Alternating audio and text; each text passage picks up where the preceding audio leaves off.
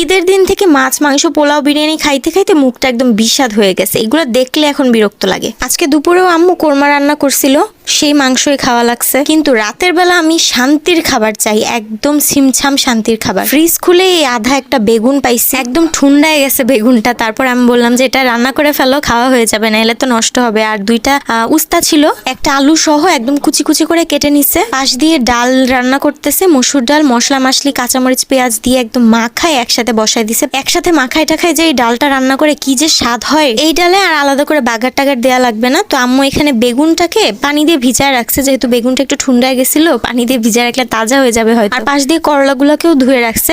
আর আধা আম ছিল, কাঁচা আম। এই আইটেমগুলোর সাথে যদি আম ডাল হয়ে যায় তাহলে তো একদম জমে যাবে। উফ। তো আম্মু বললো নিয়ে আয়, অর্ধেকটা আম কেটে ডালের মধ্যে দিয়ে দেই। তো আমাদের সব কাটাকাটির ভেজাল শেষ। এখন এই ডালটা হয়ে গেলে আমগুলো দিয়ে দিবে ডালের মধ্যে। এই রকমের খাবারগুলো আমার এত